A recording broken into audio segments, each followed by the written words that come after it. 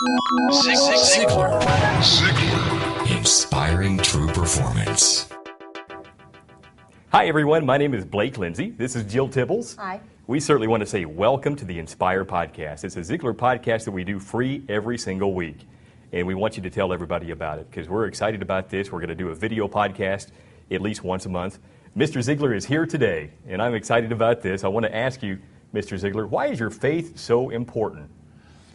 That's probably the easiest question anybody will ever ask me. I was broke and in debt. My career was going nowhere.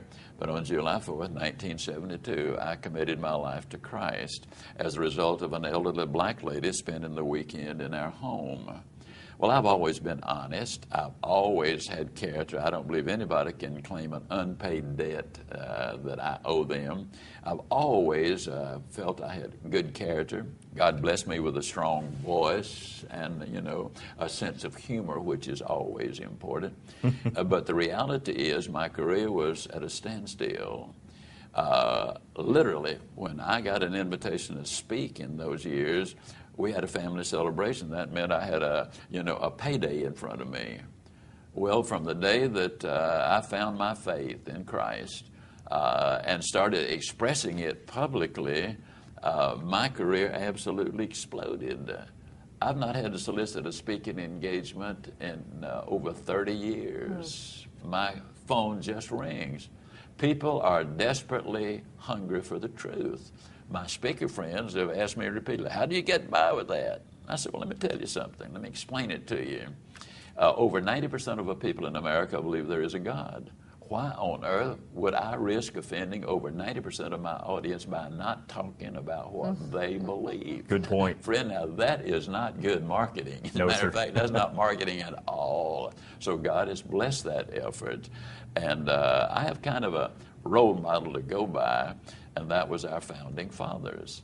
Our founding fathers were educated for well over a century in this little book, the New England Primer. Now, in this little book, that's where they got their education. Over 90% of all of the educational thrust was of a religious, moral, ethical nature. By 1950, the percentage was so small you couldn't even measure it. And by 1960, it was anti-God, anti-Christian. Now, all you got to do is look at the corporate scandals and the government scandals and the violence that's on in our society, the immorality that's on in our society, and you will understand why the Founding Fathers were so insistent on forming public schools so that people could learn how to read so they could read the Bible. They instinctively knew that God's possibles were infinitely greater than man's permissibles. That's what I discovered in my own career. God's possibles have certainly been better to me than man's permissibles. The Founding Fathers knew that we needed a governing authority. Now, we've kicked God out of just about every place. That is, some people think he's not there, but he's everywhere.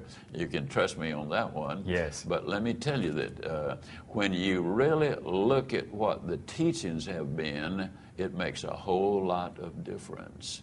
And when we look at a governing authority, can you imagine a baseball game without an umpire? Man Not at alive, all. that would be chaos. And so if we trust this governing authority, I tell people, the Supreme Court has ruled that there are certain, places you cannot even display the Ten Commandments. Ironically, if the Supreme Court justices did not obey the Ten Commandments, they would be disrobed, disbarred, and imprisoned. You just kill somebody on the job, even if you're a Supreme Court justice, and see how far you go. You kill somebody in your family and see how far you'll go. This is a biblical principle I'm talking about. And when you follow biblical principles, chances are dramatically better that you're doing the right thing. So I validate things psychologically, theologically, and physiologically before I verbalize them, write about them, or record them, because I am confident that the information is correct. It works for everyone in their lives.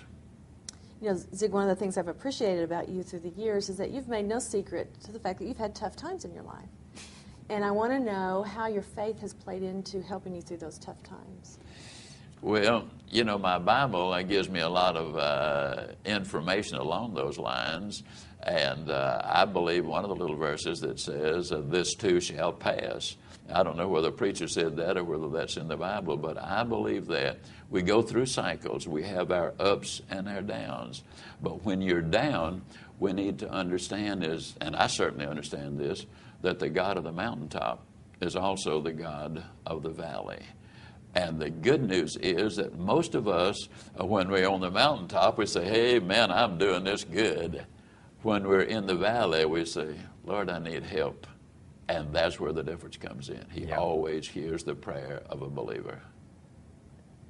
How do you explain to people, occasionally, you get a person that says, why did God let that happen? Referring to the war, the terrorism, or something negative in your life. And how do you explain that? Actually, the explanation of that is very simple. God did not create us as robots. He created us for a purpose, and that purpose was to worship Him. Yes. And if He had created us and made us have everything just right, what would be His need? And so a loving God put us in a position so that we could grow and mature and have a fulfilled life in every way. And so one of the things that I have really hung to is the Romans 8:28, which says that all things work together for good to those who love God, who are called to serve according to His purpose. Now, that does not say that everything that happens is good. It says God takes our foul-ups, and we have lots of them, and use those foul-ups to take us up. That's where my faith comes in. That's very encouraging, and I can definitely relate to that. I want to thank everybody again for being here today, and it's a pleasure to interview you, Mr. Ziegler, and we're doing this on video once a month. It's a free Inspire podcast. I get inspired every time I get to be the MC, and it's just a big pleasure. So please tell a friend, tell all your family about this, because we are having fun, and Mr. Ziegler is teaching me things that I haven't thought of in a good long time, and I'm glad that I am. Thank you for being here, and we'll see you next week. ZIG ZIGLAR. Inspiring true performance.